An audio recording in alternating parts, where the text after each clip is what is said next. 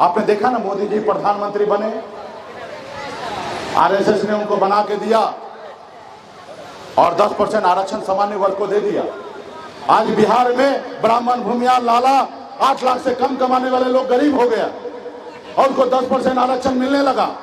उनका बेटा कलेक्टर बनने लगा। और जब आप मालिक बन जाइएगा तो उसके खेत में कैसे काम कीजिएगा?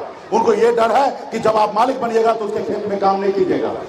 उसको मुझसे तकलीफ नहीं है। वो तो कहते हैं कि सानी जी हमारे साथ आ जाइए, जो गलती हुआ उसको माफ कीजिए, हमारे साथ आइए, अगला मुख्यमंत्री आप ही बनिएगा 2025 में। संकल्प इसलिए हम आप लोग को करा रहे हैं क्योंकि दिल्ली वाला जो है ना, उसको गलतफहमी का शिकार है। उसको लगता है कि निषाद का बेटा कितना भी चिल्ला ले, बोल ले, जब चुनाव का समय आएगा तो इसका समाज का 200 रुपया में वोट भेज देंगे। आपने देखा ना, मोदी जी प्रधानमंत्री बने, आरएसएस ने उनको बना के दिया और 10% आरक्षण सामान्य वर्ग को दे दिया।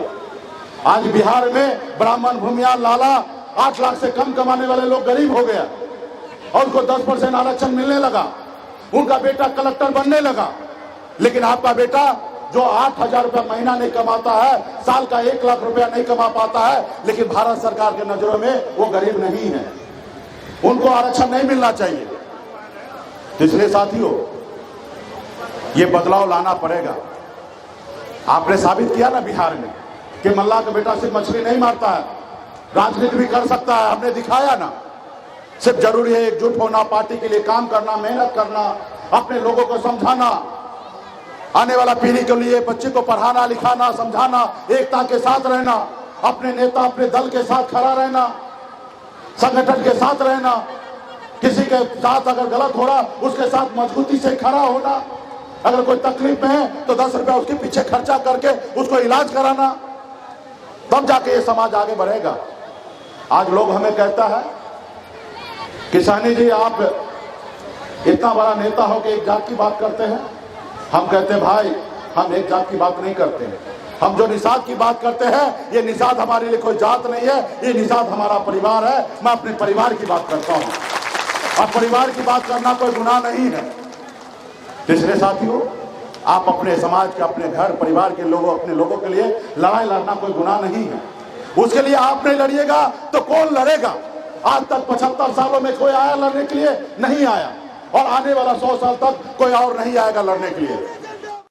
अगर मैं आया हूं लड़ने के लिए, मैं इसलिए लड़ने के लिए आया कि मैं निषाद कुल में जन्म लिया, मैं निषाद का बेटा हूं और गर्व से कहता हूं सन ऑफ मल्लाह हूं। अगर मैं वही भूमियार का बेटा होता, ब्राह्मण घर में जन्म लेता, तो क्या आपके लिए लड़ाई लड़ता? नहीं लड़ाई लड़ता। तो इसलिए साथियों, आने वाला समय में बड़ी लड़ाई है। आपने देखा ना, आजाद भारत में पहली बार हमने 4 विधायक बनाया, मंत्री बना, अपने दम पर अपने लोगों के लिए काम कर रहा था। लेकिन आपका दुश्मन ने क्या किया? आपका विधायक को खरीद लिया। जो सरकार आपने बनाया वो सरकार से आपको बाहर कर दिया। वो देखा कि बिहार में ये निषाद समाज सोया हुआ शेर है, ये तो थोड़ा सा जगह दिया तो आज 4 विधायक बना लिया। अगर बिहार में निषाद समाज को जगह देगा तो अकेले बिहार में मुख्यमंत्री बन जाएगा और मुख्यमंत्री बना लेगा। अगर इस समाज को गुलाम बनाना है तो इस समाज का आवाज को दबाओ।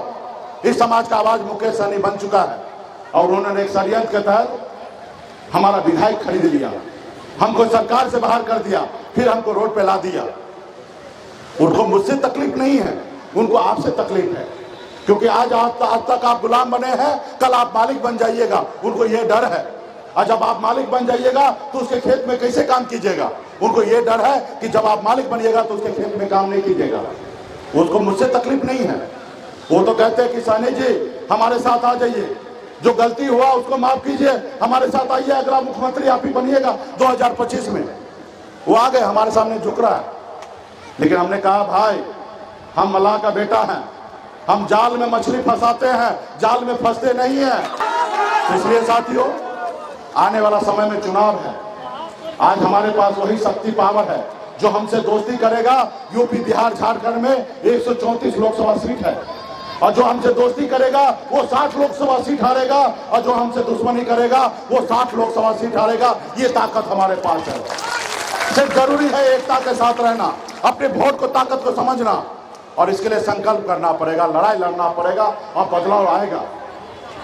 इस साथियों, इस देश में जो पैसा से भी बड़ा ताकत जो है वो पावर है, लेकिन लड़ाई के साथ साथ संकल्प लेने के लिए तैयार है कि नहीं? चलिए, बहुत बहुत धन्यवाद। देखिए, संकल्प इसलिए हम आप लोग को करा रहे हैं क्योंकि दिल्ली वाला जो है ना, उसको गलतफहमी का शिकार है। उसको लगता है कि निषाद का बेटा कितना भी चिल्ला ले, बोल ले, जब चुनाव का समय आएगा तो इसका समाज का 200 रुपया में वोट भेज देंगे। तो आपको बताना पड़ेगा कि हम अपने बच्चे का हक अधिकार के लिए लड़ेंगे, अपना वोट बेचेंगे नहीं, ऐसा बताना पड़ेगा।